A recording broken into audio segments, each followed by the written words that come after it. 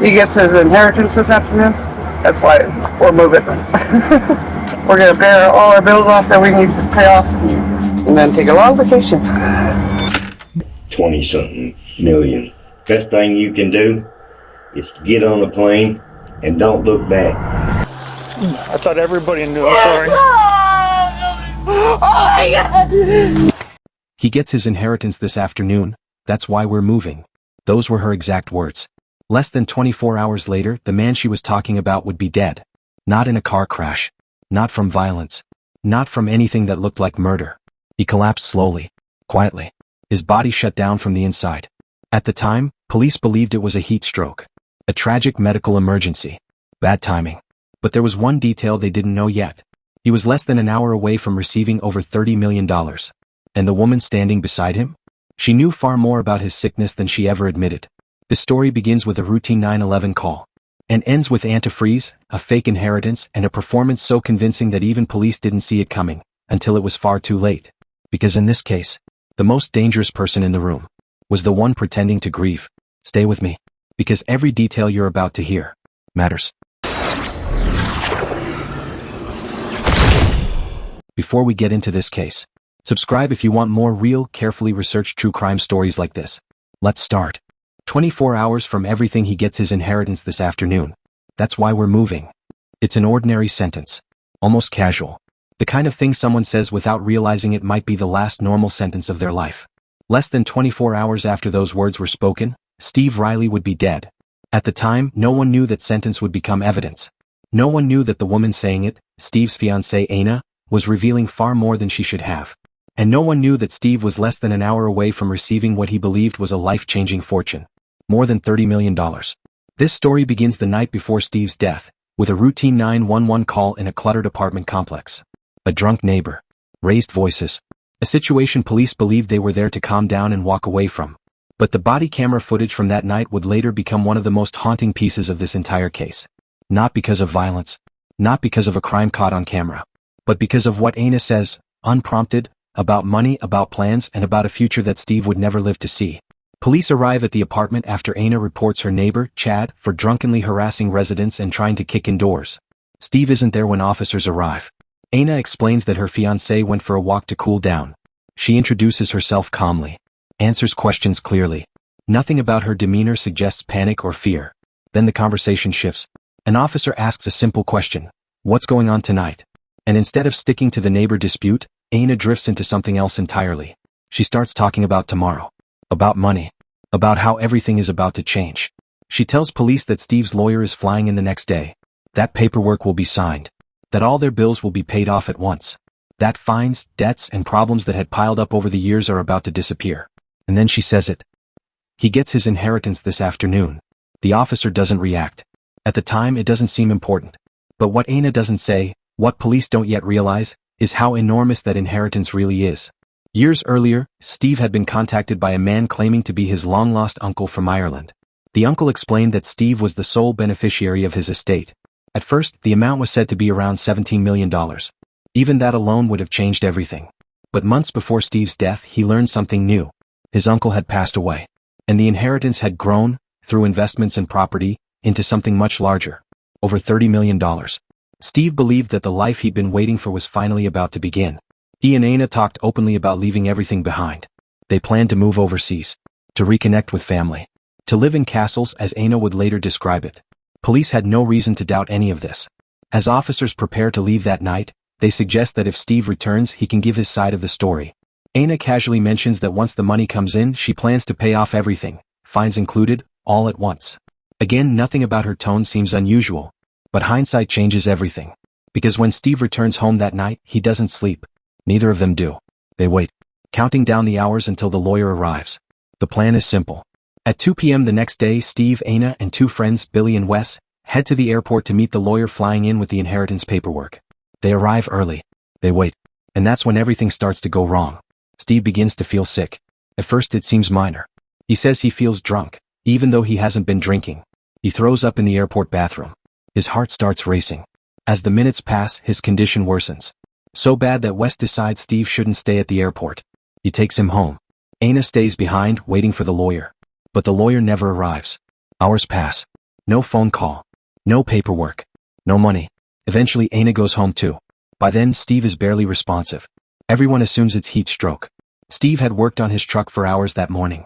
He'd had heat stroke before. But this time is different. Throughout the night, Steve's condition deteriorates rapidly. His kidneys begin to fail. By morning he doesn't wake up at all. Aina calls 911. She tells the dispatcher her husband had heat stroke and won't respond. She says she's tried ice, water, everything. Officers and paramedics arrive to find Steve completely unresponsive inside the apartment, surrounded by trash and filth. He's rushed to the hospital, then airlifted to a larger facility. Aina tells police the same thing she's been saying all along. Heat stroke. An unfortunate medical emergency. Police believe her. They comfort her. They have no reason not to. Steve never regains consciousness. He dies shortly after. But almost immediately, cracks begin to form in the story. Friends don't believe heat stroke makes sense. Neighbors notice strange behavior. And one person in particular refuses to let the matter go. Because to him, the timing is impossible to ignore. Steve didn't get sick randomly. He got sick at the airport. On the day he was supposed to receive millions. And the woman who stood to gain the most? She had already told police everything she planned to do with the money, before Steve was even dead. By the end of the week, detectives would learn the truth. Steve Riley hadn't died from heat stroke. He had been poisoned. And the sentence that once sounded harmless, "He gets his inheritance this afternoon," would become the most chilling line of the entire investigation. Something isn't right in the hours following Steve Riley's death. Police believed they were dealing with a tragedy. A medical emergency. Bad timing. A man who worked too hard in the heat and paid the price. At least that's what it looked like on paper. But almost immediately, the people who knew Steve best began to question that explanation. Because nothing about his final day made sense. Steve wasn't weak. He wasn't fragile. And despite the financial stress and poor living conditions, he had been alert, functional, and hopeful just hours before collapsing. One of the first people to voice concern was Billy Burkhead. Billy was Steve and Aina's neighbor. More than that, he was part of their daily life. He worked on Steve's truck with him. He went to the airport with them. He watched Steve deteriorate in real time. And Billy could not accept that heat stroke was the answer. According to him, Steve was fine that morning. Sweaty, yes, but normal. Talking about the future. Talking about money. It wasn't until they reached the airport that everything changed. Steve became disoriented. Nauseous. His heart rate skyrocketed. Those symptoms didn't line up with heat stroke. And Billy knew it. The day after Steve's death, Billy called police back to the apartment. He was agitated, distraught, and convinced of something far more sinister. He told officers that Steve had been poisoned. Not accidentally. Not by strangers. But by the person closest to him. Billy claimed that Aina had motive, opportunity, and behavior that, in hindsight, looked disturbing. He told police that after returning from the airport, Aina began throwing Steve's belongings out of the apartment. Clothes, personal items, things that didn't belong to her. It looked less like grief, and more like preparation. Even more troubling was Billy's claim that Aina had lied about getting Steve medical help that night. She told people she had taken him to be treated. But according to Billy, they never left the apartment. Steve lay inside, deteriorating. And Aina waited. As Billy spoke to police, Aina overheard the conversation. And she did not react the way a grieving fiancé normally would. She didn't deny it calmly. She didn't ask why he would say something like that. She lashed out. She accused Billy and others of being evil. Nasty people. Bad influences. She deflected. And then, without realizing it, she revealed something else.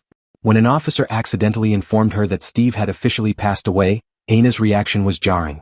She cried intensely. Collapsed emotionally. And then, almost instantly, returned to normal. As if a switch had been flipped. No confusion. No shock. No disbelief.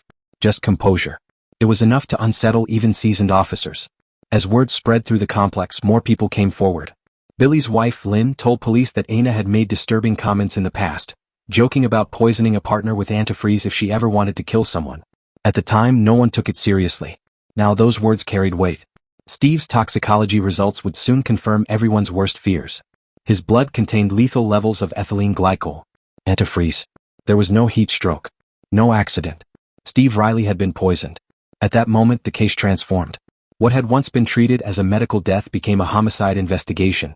Detectives began retracing every step of Steve's final days. Who he spoke to. What he drank. Who had access to him. And again the trail led back to Aina. But before police could confront her, Aina made her next move. The very next day, she called police back to the apartment herself. She claimed she had new information. New theories. New suspicions. She spoke rapidly, bouncing between topics. Steve's supposed inheritance, missing paperwork, a lawyer in London she couldn't reach. She said Steve might have poisoned himself. That maybe he drank antifreeze intentionally after discovering the inheritance was fake. That maybe someone else did it.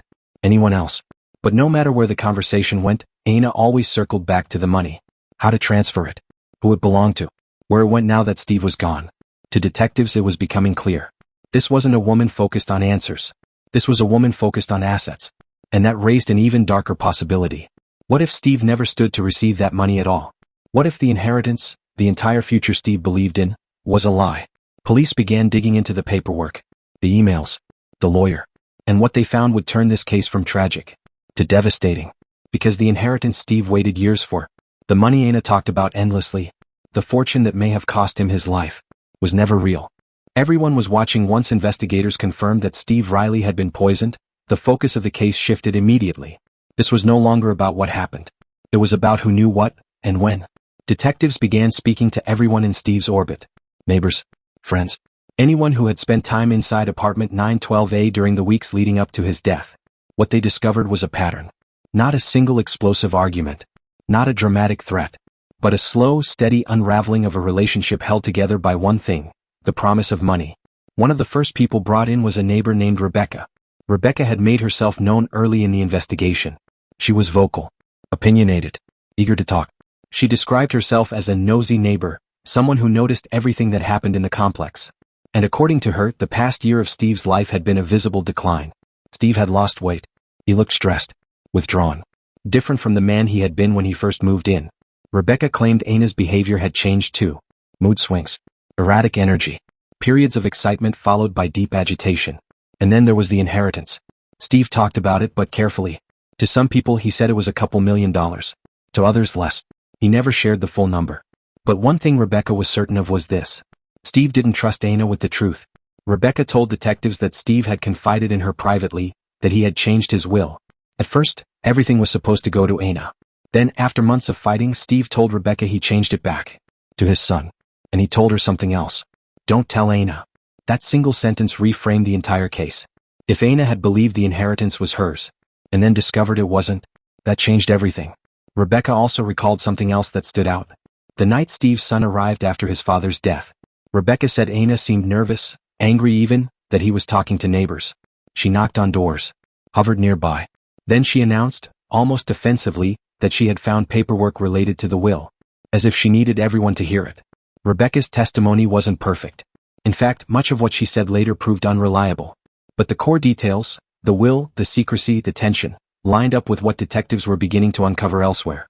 So they turned to the two people who knew Steve better than anyone. His son Ryan. And his closest friend Billy. Ryan flew in shortly after his father's death.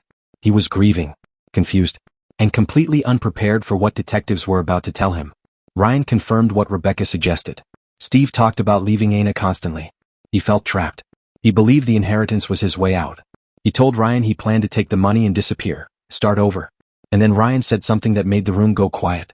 Aina talked about poison. Not metaphorically. Not jokingly. Specifically. She accused people of poisoning Steve. She talked about poisoning as a concept far too often. Billy echoed the same thing. He told detectives that Aina hated him and Ryan because they knew too much. Because they challenged her narrative. Because Steve trusted them. Billy described the final day in detail. Working on the truck. The drive to the airport. Steve's sudden illness. And one line stood out. The best thing you can do is get on the plane and don't look back. That's what Billy told Steve. Leave her. Take the money. Start over. Steve never got the chance. Then detectives dropped the final bombshell. The inheritance, the emails, the lawyer, the fortune Steve believed in, was likely a scam. The paperwork had inconsistencies. The emails bounced back. The lawyer never showed. Steve had been waiting years for something that was never coming. The room fell silent. Because now, the motive twisted into something even darker. If Aina believed the money was real, and Steve discovered it wasn't, then Steve wasn't just a ticket to wealth anymore. He was proof of a lie. And people kill to keep lies alive. By the end of the day, detectives no longer wondered if Aina was involved. They were preparing to confront her. But they knew something else too. Without a confession, this case would be hard to win. So they planned carefully. Because the next conversation they had with Aina would decide everything. The interview detectives knew exactly what they were walking into. They weren't just interviewing a suspect. They were stepping into a performance. By the time Aina agreed to come in for questioning, she had already rehearsed her story, over and over. She believed she knew what police knew. And more importantly, she believed she knew how to stay ahead of them. The interview began calmly. 13 years together. How they met. Where they lived. Aina spoke confidently at first, even nostalgically, describing their relationship like a love story that had simply ended too soon. But cracks appeared almost immediately. When detectives asked about Steve's friends, Billy, Lynn, Ryan, Aina's tone shifted. Her posture tightened. Her voice sharpened. She described them as nasty people. Criminals. Bad influences. She claimed she begged Steve to stay away from them. That they were the reason his life spiraled. But detectives already knew this wasn't true. Steve's drug use didn't begin because of Billy. It existed long before. And Aina knew that. As questions turned to Steve's final day, Aina's story began to drift. Times changed. Locations blurred. One moment Steve was at the airport. The next he wasn't. She claimed he drank heavily that morning, beer after beer all day long. But toxicology reports told a different story. There was no alcohol in Steve's system. None. When detectives gently pointed out the contradiction, Aina didn't correct herself. She doubled down. She blamed confusion, stress, grief. But her body told a different story. She avoided eye contact, scratched her skin, fidgeted constantly. Her speech slowed, then rushed, then slurred. These were not the signs of someone remembering. They were the signs of someone inventing. Then came the inheritance. Aina spoke about it obsessively. The lawyer. The emails. The fortune. She claimed Steve believed the money might be cursed. That others who tried to claim it had died. The detectives listened. Let her talk. Because every word pulled her deeper. When asked about the day Steve got sick, Aina claimed he never went to the airport, that Wes went instead. But witnesses and timestamps contradicted her. When confronted with that, she changed her story again. Steve drank beer. Then tea. Then nothing. Each version contradicted the last. Finally, detectives stopped dancing around it. They told her they had body cam footage. They told her paramedics recorded her statements. They told her they had timelines. And none of it matched what she was saying now. That's when Aina realized it. She was losing control of the room. Her voice rose. She demanded to see videos. She accused officers of lying. Then, suddenly she asked the question that changed everything. Am I being arrested? When told no, she hesitated. Then asked for a lawyer. The moment the request left her mouth, the interview was over. She cursed. Lashed out. Stormed emotionally. And just like that, the performance ended. Detectives watched her leave knowing one thing was certain. She was hiding something.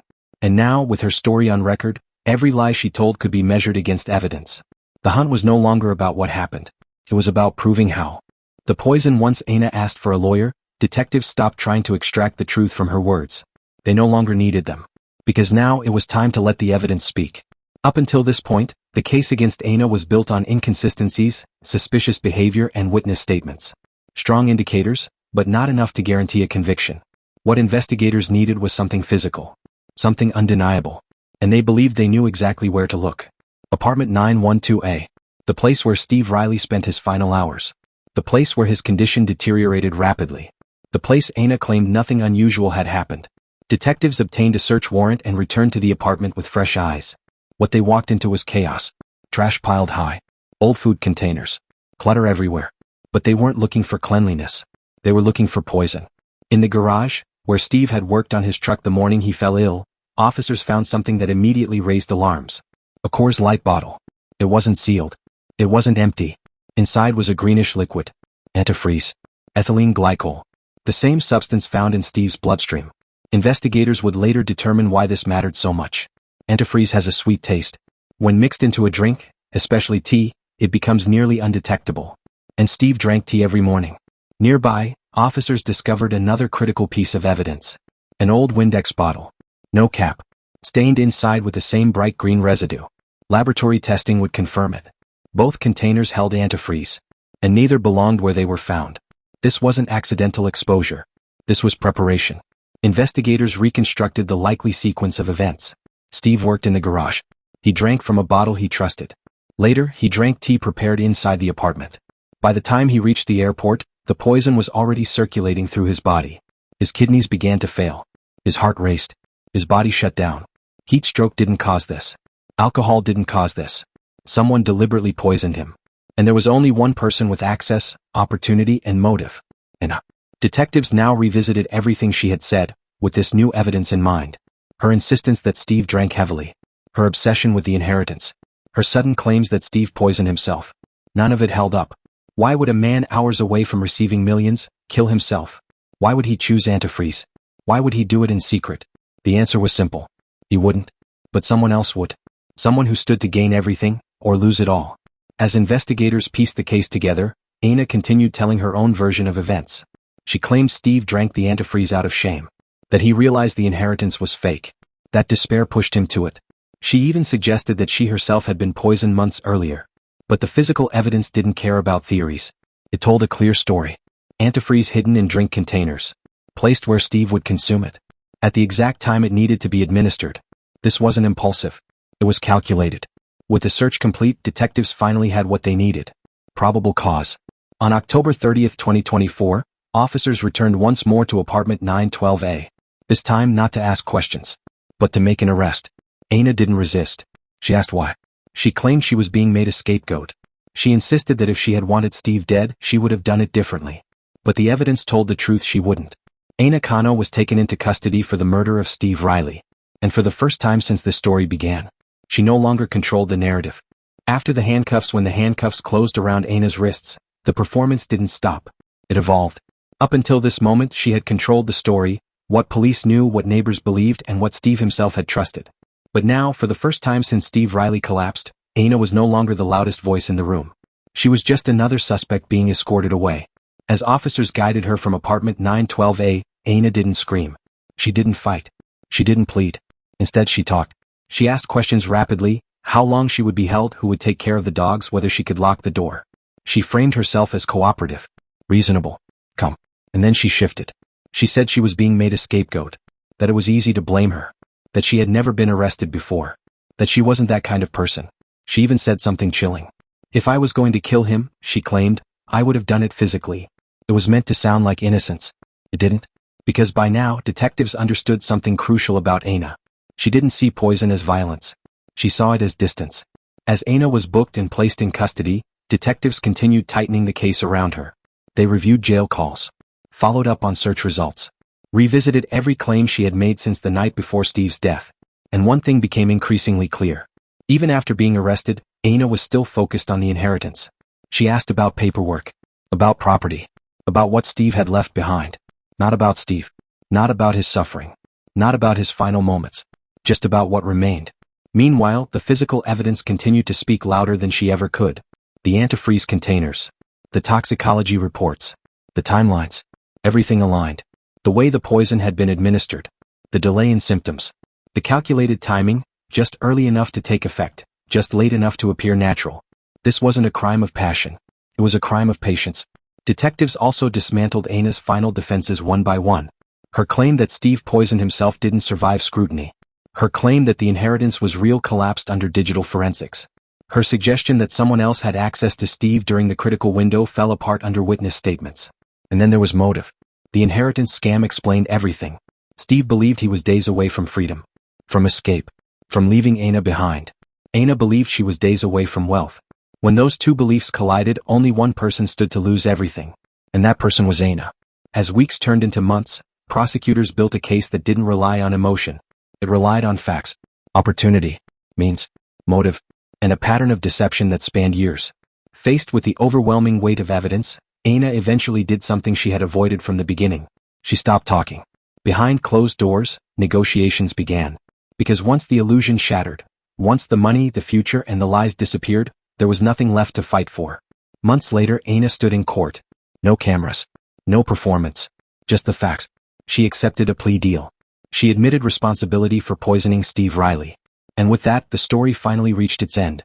Aina Kano was convicted of murder, intentional, knowing, and with extreme indifference to human life. She was sentenced to life in prison. Her first opportunity for parole would not come until the year 2050.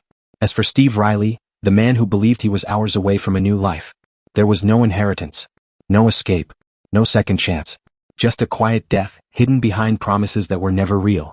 And a single sentence that began it all. He gets his inheritance this afternoon. The perfect crime that failed for weeks after Steve Riley's death, there was a very real chance this case would have ended quietly. No trial. No arrest. No justice. Just another unexplained death written off as bad luck. And that is exactly why poison has been called the perfect crime. Unlike a gunshot or a stabbing, poison doesn't announce itself.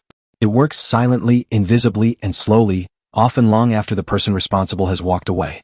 Symptoms mimic natural illness. Confusion delays treatment. And by the time doctors realize what's happening, it is often too late.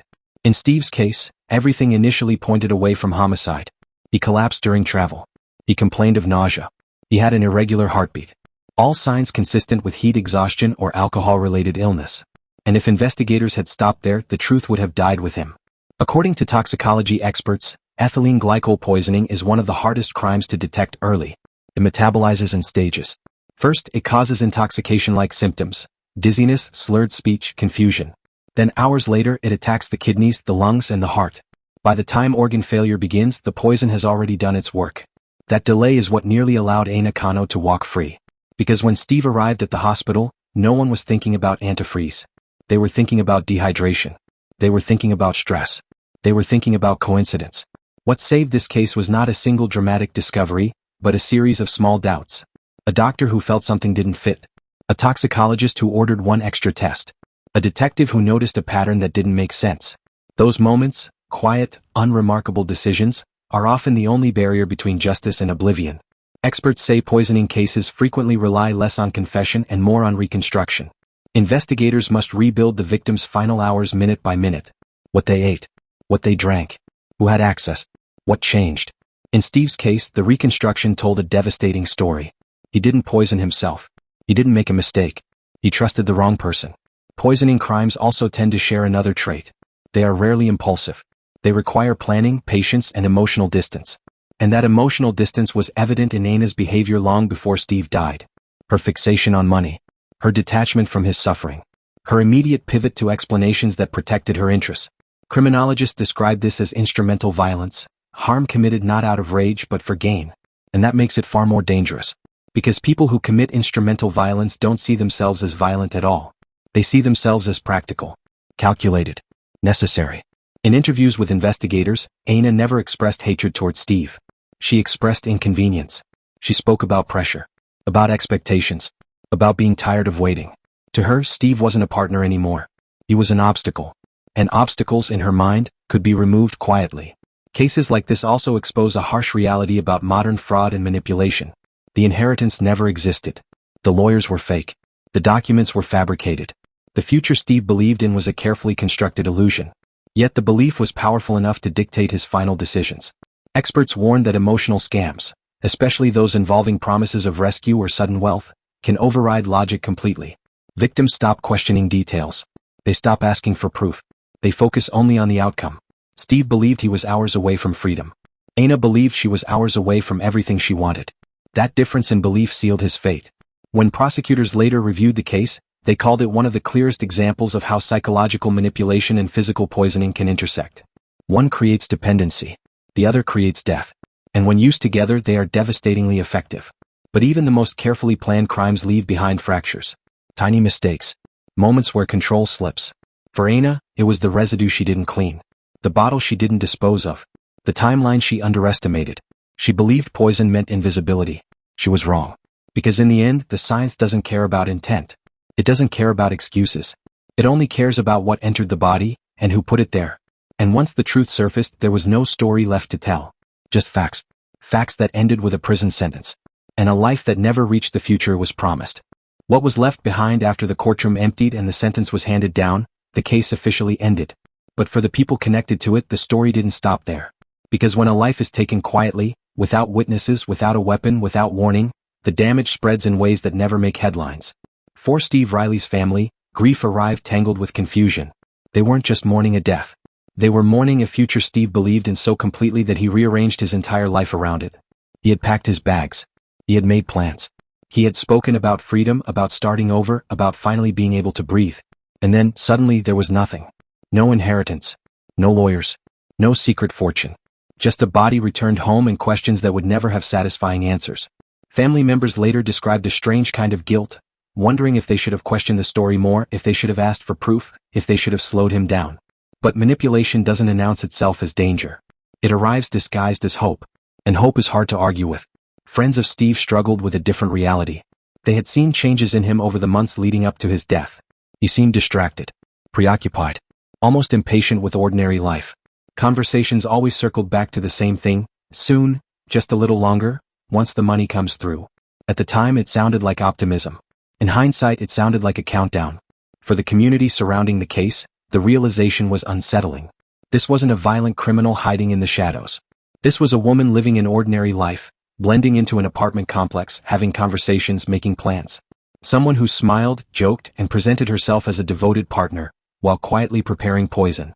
That contradiction is what lingered in the public imagination. The idea that something so extreme could exist behind something so normal. Psychologists who later reviewed the case pointed out that this discomfort is common in poisoning crimes. People expect danger to look dangerous, to be loud, obvious, chaotic. But poison thrives on normalcy. It relies on trust. It requires routine. And that is why it is so effective. In interviews after the trial, prosecutors emphasized that this case wasn't just about murder, it was about control. Control over information. Control over belief. Control over another person's reality. The inheritance story wasn't just a lie. It was a cage. Steve stayed because he believed leaving too soon would cost him everything. He endured because the reward always felt just out of reach. And each delay made the promise feel more valuable. That's how manipulation tightens. Not through force but through patience. As for Aina Kano, life inside prison offered none of the control she once relied on. There were no narratives to manage. No one to convince. No future bargains to negotiate. Just time. And time is something she would have in abundance. Experts say that cases like this often fade from public attention once sentencing is complete. But their lessons don't disappear. They surface later, in conversations, in cautionary advice, in the quiet skepticism people apply to promises that sound too perfect. If it's real, one investigator said, it doesn't need to be rushed. That single idea, simple, unremarkable, stands in direct opposition to the pressure Steve felt in his final days. The pressure to act quickly, to trust fully, to wait just a little longer. The tragedy is not just that he was poisoned. It's that he believed the danger would come from the outside world, not from the person closest to him. In the end, there was no dramatic confrontation, no final argument, no moment of realization, just a slow, irreversible collapse, and a truth that arrived too late to save him. What remained was absence. An empty apartment. Unanswered messages. A story that served as a warning no one wanted to need. Because the most dangerous lies are not the ones that scare us. They are the ones that promise everything. The sentence that came too late. There is a moment in every true crime story where everything finally becomes clear. Not to the investigators. Not to the jury. But to the audience. It's the moment when you realize the crime didn't begin with the act itself. It began much earlier. Long before the poison. Long before the hospital. Long before the arrest. In this case, it began with a sentence that sounded harmless. He gets his inheritance this afternoon. That sentence carried hope, relief, a sense of escape. For Steve Riley, it meant the end of waiting, the end of stress, the beginning of a life he believed was finally his again. He wasn't chasing greed. He was chasing freedom. A chance to start over. A way out of a situation that had quietly consumed him. And because the promise sounded real, because it was repeated with confidence, he believed it. That belief cost him his life. What makes this case so unsettling is not just the method but the patience behind it. Poison doesn't rush. It doesn't explode. It doesn't announce itself.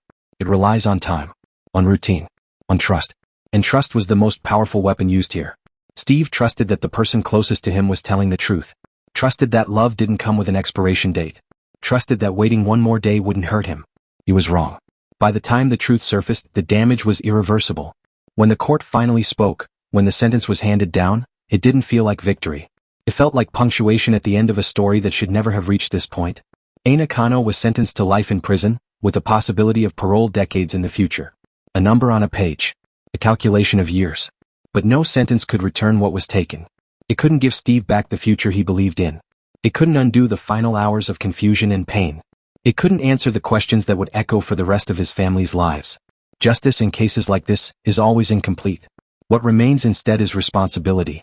Responsibility to recognize how easily manipulation can hide behind affection. How pressure can disguise itself as opportunity. How urgency can silence doubt. Experts often say that victims of long-term deception don't stay because they're foolish. They stay because they're hopeful. And hope is one of the hardest emotions to let go of. That is the quiet lesson of this case.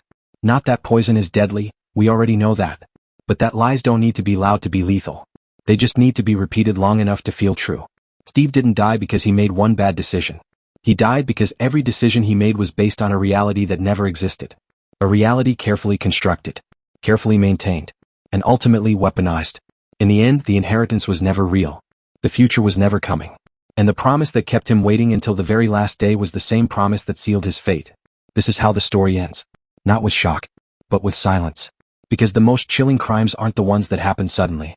They're the ones that unfold quietly, right in front of us, while we're still waiting for something good to happen. If stories like this matter to you, consider subscribing. Not for the algorithm, but so the victims are remembered, and the truth keeps getting told.